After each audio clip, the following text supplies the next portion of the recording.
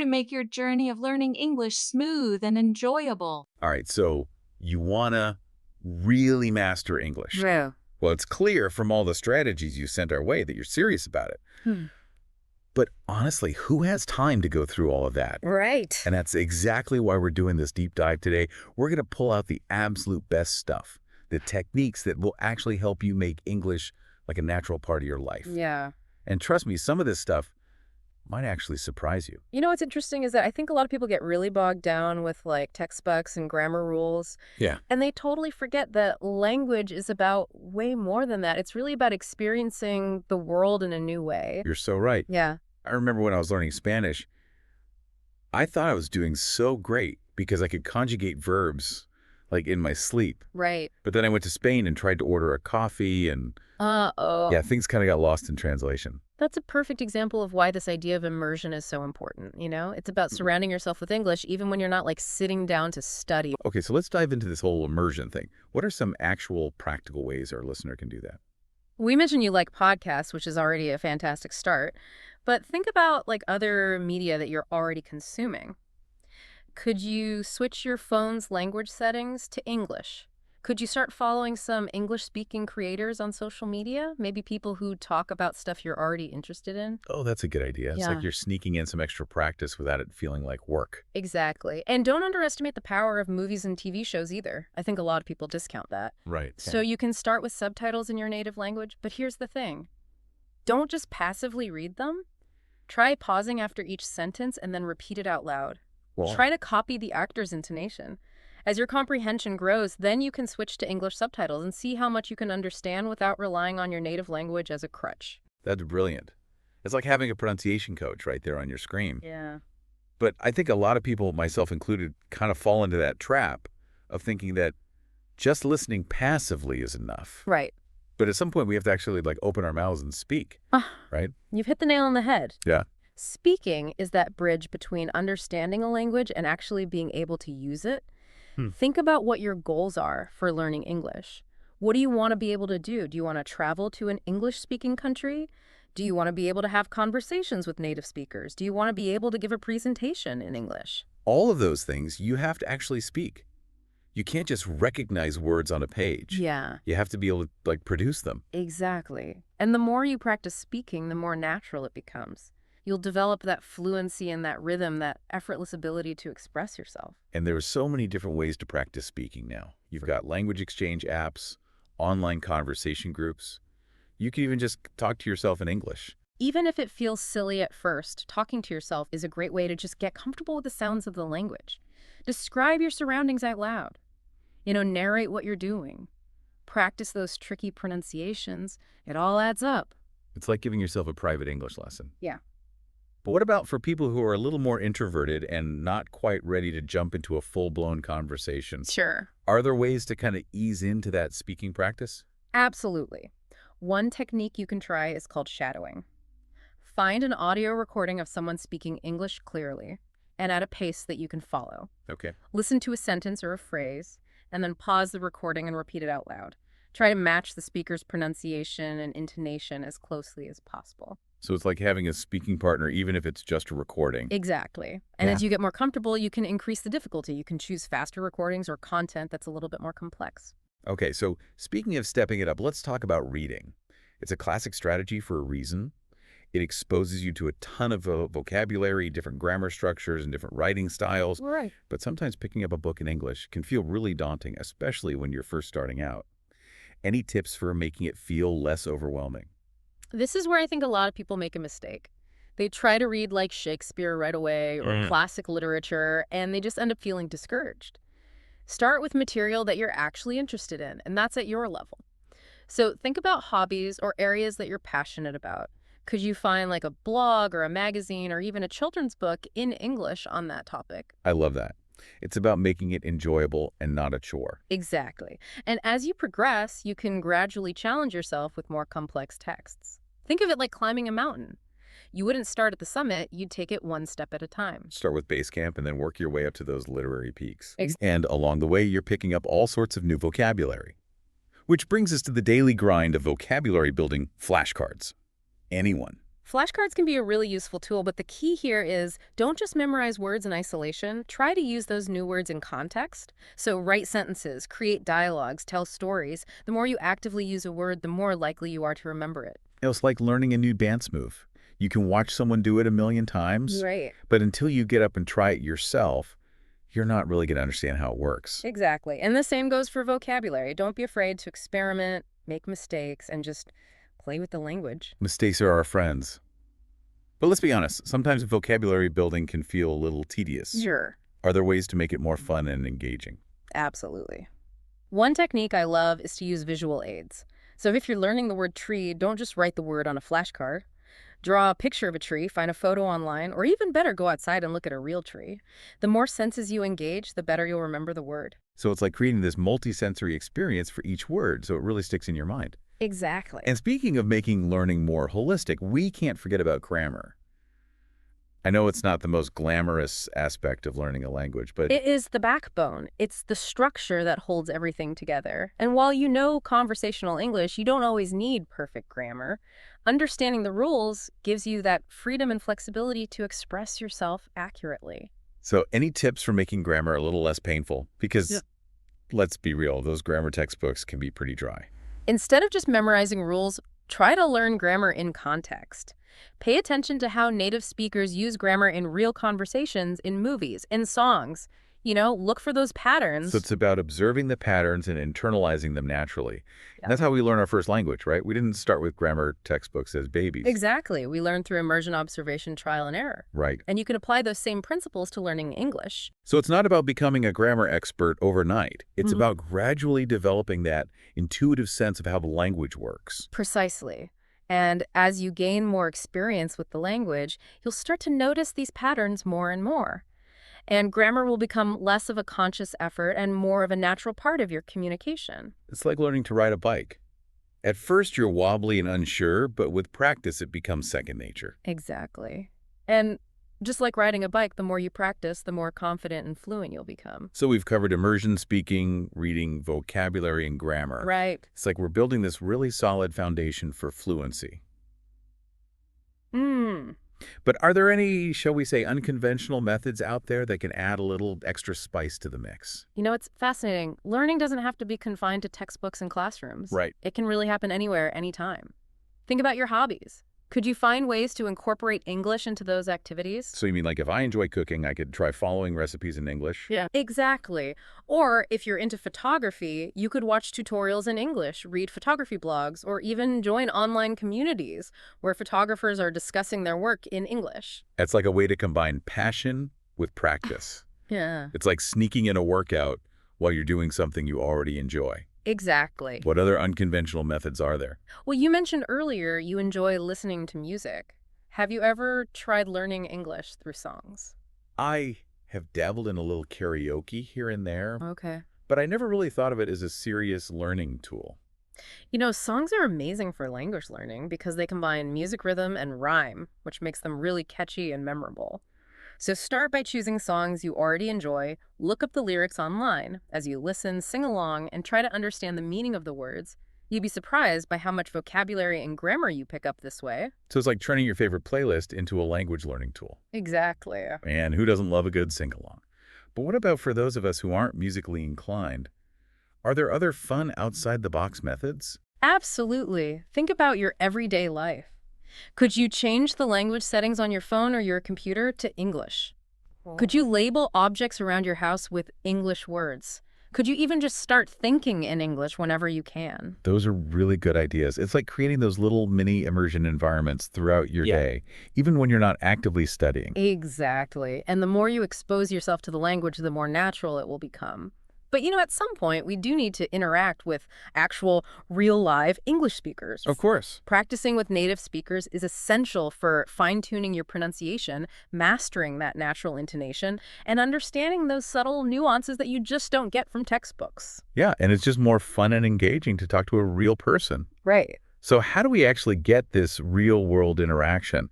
I know there are online language exchange platforms, but what about if you prefer like a face-to-face interaction? Look for local meetups, language exchange events, or English conversation clubs in your area. These are great opportunities to practice your speaking skills in a more relaxed social setting. And you can connect with other people who are on the same language learning journey as you. It's like creating a support system for your English learning adventure. Yeah. And who knows, you might even make some new friends along the way. But let's face it, sometimes putting yourself out there and speaking in a new language can feel really intimidating. Of course, that's totally normal. It's important to remember that everybody makes mistakes when they're learning a new language as part of the process. Yeah. The key is to not let fear hold you back. Right? The more you practice, the more confident you'll become. So embrace those mistakes, laugh them off, and just keep practicing. It's all part of the journey. Exactly. And remember, you're not alone on this adventure.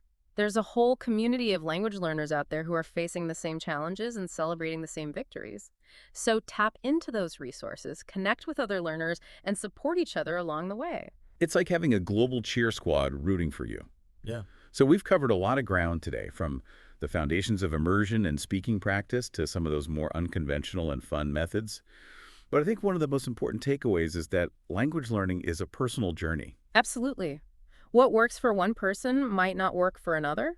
It's Yeah. about finding those strategies that resonate with you, that spark your interest, that make you want to keep coming back for more. Yeah, and don't be afraid to experiment. Try different things, mix and match approaches, and see what clicks for you. The more you enjoy the process, the more likely you are to stick with it and reach your language learning goals. Exactly. And as you continue on your English learning adventure, remember it's a marathon, not a sprint. Uh-huh. So celebrate those small victories along the way, be patient with yourself, and most importantly, have fun. Okay, so now let's shift gears a little bit and dive into some specific challenges that a lot of English learners face. Let's start with idioms and phrasal verbs. These can be tricky because their meanings aren't always literal, like kick the bucket.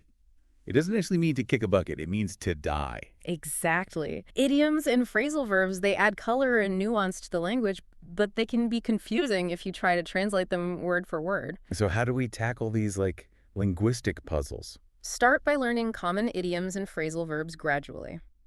Don't try to memorize them all at once. Focus on those that you encounter frequently in movies or TV shows or in conversations. Okay. And try to use them in your own conversations, even if it feels a little awkward at first. The more you practice, the more natural they will become. So it's like adding those new spices to your culinary repertoire. Exactly. You experiment with different flavors, find what you like, and gradually incorporate them into your cooking. Right. Speaking of adding flavor to our English, we can't forget about pronunciation. Pronunciation is often one of the biggest challenges for language learners. And it's understandable. English has so many sounds that just don't exist in other languages. Yeah. And even when we know how to pronounce a word correctly, it can be really hard to break free from the influence of our native language. That's where listening to different accents comes in. Expose yourself to as many different accents as possible: British American, Australian Canadian, and so on. So it's like training your ear to recognize the subtle variations in pronunciation. Exactly. Watch movies, listen to podcasts, engage in conversations with people from different English-speaking countries. The more you expose yourself to different accents, the more adaptable your ear will become. And the less intimidated you'll feel when you encounter a new accent. It's all about expanding your comfort zone and embracing the diversity of the English language. Right. And speaking of diversity, let's talk about word games. Word games are not only fun, but they're also incredibly effective for expanding your vocabulary and improving your spelling. They're like sneaky little brain workouts disguised as entertainment. Exactly. Crossword puzzles challenge you to think of words that fit specific clues, while Scrabble tests your ability to create words from a limited set of letters. And then there are all those online word games and quizzes that target specific vocabulary areas or grammar rules. Yeah. And these games make learning feel like play, which can help you stay motivated and engaged. Plus, that competitive element can be a powerful motivator. Who doesn't love a good word game challenge? And in today's digital age, we have access to so many online resources for learning English. Social media, for example. Social media can be a fantastic tool for language learning if it's used strategically. So follow English language accounts that interest you. Join groups or communities that are dedicated to learning English. Participate in online discussions. It's a great way to immerse yourself in authentic English content Yes. and engage with native speakers in a casual setting. And don't forget about the power of interaction. Comment on posts, ask questions, share your thoughts and opinions. The more you participate, the more comfortable you'll become using English in a natural, authentic way. It's all about creating those opportunities for real-world communication, even if it's through a screen. Right.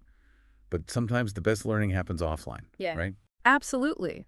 Don't underestimate the power of practicing English with family or friends who are also learning or who are native speakers. So even simple conversations like talking about what you had for dinner or what you did over the weekend can help you build confidence and fluency. Exactly. And it's a great way to create a supportive learning environment where everyone feels comfortable making mistakes and helping each other improve. So it's about turning those everyday interactions into valuable learning opportunities. Right. And speaking of valuable opportunities, let's talk about online discussions. Participating in online forums or comment sections in English is a fantastic way to practice your writing skills and engage with a wider community of English speakers. It's like having a global classroom at your fingertips. Yes, you can share your thoughts, ask questions, debate different perspectives. And you get exposure to a wide range of writing styles and vocabulary usage, which can help you develop your own unique voice in English. Exactly. It's about finding those online spaces where you feel comfortable expressing yourself and connecting with others who share your interests. Right. And when it comes to improving listening comprehension, there's one strategy that I think is often overlooked. Subtitles. Subtitles are a powerful tool for connecting the spoken language with its written form. So start by watching your favorite TV shows or movies with English subtitles. It's like having a built-in translator. Right. As you listen to the dialogue, you can read along and see how the words are spelled and how they're used in sentences. And it helps you improve your vocabulary grasp, grammar structures, and train your ear to recognize different sounds and accents. Exactly. And as your listening skills improve, you can gradually reduce your reliance on subtitles. So start by watching with subtitles for a few minutes, then turn them off for a while and see how much you can understand without them. It's a gradual process of weaning yourself off of those visual cues and relying more on your ears. Okay, and speaking of building a robust vocabulary, there's one strategy that's both simple and effective. Learning synonyms and antonyms. Synonyms are words that have the same or similar meanings, while antonyms are words that have opposite meanings. Learning synonyms and antonyms expands your vocabulary and helps you express yourself more precisely and effectively. So instead of using the same word over and over again, you can choose from a range of options that convey subtle differences in meaning. Exactly. For example, instead of always saying happy, you could use words like joyful, cheerful, delighted, or content, depending on the specific shade of happiness you want to express. It's like having a palette of colors to choose from when you're painting a picture. Right. And speaking of visual aids, flashcards are a classic vocabulary building tool. Flashcards are a simple but effective way to memorize new words and their definitions. So write the word on one side of the card and the definition on the other side. Okay. Then quiz yourself regularly flipping through the cards and trying to recall the meanings. You can also use flashcards to practice pronunciation writing sentences with the new words, or even creating your own mini stories or dialogues using that vocabulary. So flashcards are like portable vocabulary gems that you can take with you anywhere. Exactly. But sometimes I think the best learning happens when we step outside the traditional classroom setting and incorporate English into our everyday lives. Absolutely. We talked about cooking earlier, but there are so many other hobbies that can provide valuable English learning opportunities. Like what? If you're into photography, watch tutorials in English about lighting composition or editing techniques. Okay. If you're a music lover, read interviews with your favorite English-speaking artists, learn the lyrics to their songs, or even try writing your own songs in English. If you enjoy gaming, immerse yourself in English language games. Pay attention to the dialogue, the instructions, the in-game text. It's about finding those activities that you're passionate about and using them as springboards for language learning. Exactly. The key is to find those activities that spark your interest and use them as springboards for language learning. The more you enjoy the learning process, the more likely you are to stick with it and make significant progress. Exactly. And don't forget to celebrate your successes along the way. Yeah. Every new word you learn, every conversation you have in English, every book you read, every movie you understand, these are all victories worth acknowledging and celebrating. So it's about recognizing how far you've come and appreciating the journey, even when it gets challenging. Because the truth is, language learning is a lifelong adventure. There's always more to learn, more to discover, more to experience. And that's what makes it so exciting. Yes. So keep exploring, keep practicing, and keep pushing yourself beyond your comfort zone. And remember, you're not alone on this journey. There's a whole community of language learners out there who are cheering you on every step of the way. Absolutely. So with that being said, we're going to take a quick break. When we come back, we'll be diving into even more strategies and tips to help you on your English learning journey. Stay tuned. Sounds good. Yeah, it really is amazing how much that can help, just connecting with other people who are on the same journey as you. Speaking of connections, let's talk about TED Talks. Ooh, I love TED Talk. I could get lost down those rabbit holes for hours. Yeah. They're just fascinating. They cover such a wide range of topics, and the speakers are usually so engaging. Exactly. And because the speakers often use really clear, articulate English, TED Talks are fantastic for improving your listening comprehension. Plus, they often have like transcripts and subtitles, Right. so you can like read along as you listen, Yeah. or if you miss something, you can go back and check. Exactly. And because they cover such a variety of subjects, you're bound to find talks that align with your interests. Right. It's always easier to learn when it's something you're actually interested in. Absolutely. Okay, so speaking of staying engaged, we've talked about incorporating English into your hobbies, but what about incorporating it into your daily routine? You mean like making English a part of your everyday life, even when you're not actively sitting down to study? Yeah, exactly. It's those small, consistent habits that can really make a big difference over time. Like, what should I, like, talk to myself in English while I'm doing the dishes? That's a great one. Or how about labeling objects around your house with English words? Ooh, I like that. Yeah. It's like creating a little visual dictionary. Exactly. Or you could start thinking in English whenever you can. Oh, So instead of mentally translating from your native language, try to challenge yourself to think directly in English. I've heard that's one of the keys to becoming fluent, like when you start to think in the language without even realizing it. Absolutely. It's a sign that English is becoming more and more ingrained in your brain. So it's not just about setting aside a specific time for studying. It's about creating these like micro immersion moments throughout your day. Precisely. And the more you expose yourself to the language, the more natural it will become. But even with all of these strategies, I think it can be easy to get overwhelmed. Yeah. So let's talk about goal setting. I think a lot of people, myself included, set these like unrealistic goals. Yes. Like, I'm going to be fluent in 3 months. Right. And then you just end up getting discouraged when you don't reach those expectations. That's why it's so important to set small, achievable goals that you can actually build on. So instead of saying like, I'm going to master all the English tenses this week, maybe it's like, I'm going to focus on understanding and using the present perfect tense correctly in Exactly. conversations. Or I'm going to read one chapter of a book in English every day. Right. It's something that feels doable and less intimidating. Exactly. And each small victory will build your confidence and keep you motivated. And don't forget to celebrate those victories. Yeah. Every time you reach a goal, no matter how small, take a moment to acknowledge your progress and give yourself a little reward. It's easy to get so focused on that end goal that we forget to appreciate the journey along the way. Totally. And those Ever. little rewards, whether it's treating yourself to a cup of coffee or watching an episode of your favorite show, can help reinforce those positive learning experiences. Absolutely. It's like giving yourself a little pat on the back for all that hard work. Great. Okay, speaking of hard work, let's talk about another area that can be challenging for English learners: pronunciation. Pronunciation is so important for clear communication, but it can definitely be one of the most difficult aspects of language learning. I know for me, there are certain sounds that just don't exist in my native language. Yeah. So it can feel like a real tongue twister. It's a common experience, but don't worry, there are techniques you can use to improve your pronunciation. Okay, like what? One is to really listen carefully to native speakers and pay attention to how they are forming the sounds. So watch movies, listen to podcasts, or even just have conversations with English speakers and really focus on their lip movements and their tongue placement. So it's like you become this pronunciation detective. Exactly. And don't be afraid to record yourself speaking and then listen back. It might feel a little cringy at first, but it's a really great way to identify areas where you might need to focus your practice. So it's like having your own little personal pronunciation coach in your pocket. Right. What other tips do you have for improving pronunciation? One technique that can be helpful is breaking down words into syllables. So focus on pronouncing each syllable clearly and then blend them together smoothly.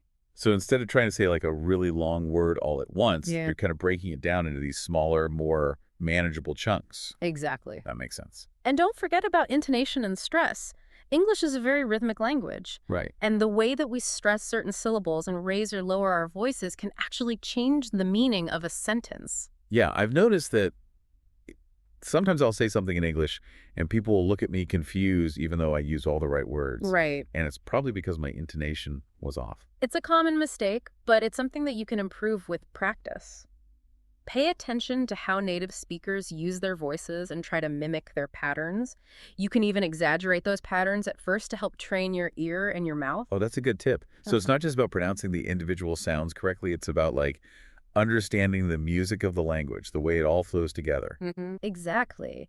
And as you become more comfortable with English pronunciation, you'll find that you can communicate more clearly and confidently. Okay, so we've talked about pronunciation, but what about listening comprehension? That can be a real struggle, especially when you're faced with like fast conversations or unfamiliar accents. Listening comprehension is a skill that develops gradually over time. Right. And the more you expose yourself to spoken English, the better you'll become at understanding it. But are there specific strategies that we can use to kind of accelerate that process? One technique I recommend is called active listening. So instead of just passively listening to English, try to actively engage with what you're hearing. Ask yourself questions. What's the main idea? Who are the speakers? What are their opinions? So it's like you're turning on that analytical part of your brain as you're listening. Exactly. And another helpful strategy is to use context clues to help you understand unfamiliar words or phrases. Don't panic if you don't catch every single word. Right. Focus on that overall meaning and use the surrounding words and sentences to help you figure out those unknown parts. It's like solving a puzzle. Exactly. And the more you practice these active listening strategies, the more confident you'll become in your ability to understand spoken English. So we've covered a lot of ground today, from pronunciation and listening comprehension to goal setting and the importance of daily practice. And we've explored how to make learning more enjoyable by incorporating English into your hobbies, your daily routine, and even your social interactions. But before we wrap up this deep dive, I wanted to ask you a question that's been on my mind. Okay. With so many resources available, like both online and offline, how do we know which ones are right for us? That's a great question. And the truth is, there's no one-size-fits-all answer. The best resources for you will really depend on your individual learning style, your goals, your budget, and even your personality. So there's a lot of experimentation and finding what works. Exactly. And don't be afraid to ask for recommendations from other English learners or teachers. Oh, that's a good idea. They can offer valuable insights based on their own experiences. So it's like having a team of language learning advisors. Okay, but even with the best resources, language learning takes time and effort. It's a journey, not a destination. And there will be times when you feel frustrated, stuck, or like you're not making any progress. Right. But it's during those challenging moments that it's even more important to remember why you started this journey in the first place. What are your goals for learning English? How will being able to communicate in English enrich your life? Right. Connect back to that bigger picture. Visualize yourself achieving those goals, having those conversations, experiencing the world in a new way. Because those dreams, those aspirations, they're the fuel that will keep you going. They're the compass that guides you through those twists and turns of the language learning journey. And remember, you're not alone on this adventure. There's a whole community of language learners out there who are cheering you on every step of the way. Yeah, it's so important to remember that why behind it all. Why are we doing this? It's easy to get caught up in the like day-to-day of, memorizing words and grammar rules. Right. But it's those big picture motivations that really keep us going. It's like climbing a mountain. The view from the top is breathtaking, but it's the journey itself, the challenges you overcome, the resilience you build along the way that really transforms you. That's such a good analogy. Yeah. And we've talked about a lot of different strategies in this deep dive, from the power of immersion to the importance of like active practice. Right. From classic techniques to those kind of more unconventional methods. It's like we've given you this toolkit full of all these different gadgets and gizmos to help you on your journey. But with so many different tools, like how do we even know where to start? What's the key to making it all work? That's where self-awareness comes in. There's no one right way to learn a language. Yeah. The key is to really understand your own learning style, your strengths, your weaknesses, and your preferences. So it's about experimenting with different things and finding what works for you, what keeps you motivated. Exactly. Some people really thrive in those structured learning environments, Right. while others prefer a more immersive, experiential approach. Some people are visual learners, while others learn best by listening or by doing. It's about being honest with yourself about what works for you, and then Yeah. you can tailor your approach. Exactly. And be patient with yourself. Language learning is a journey. It's not a race. Yeah. There will be times when you feel frustrated, stuck, like you're not making progress.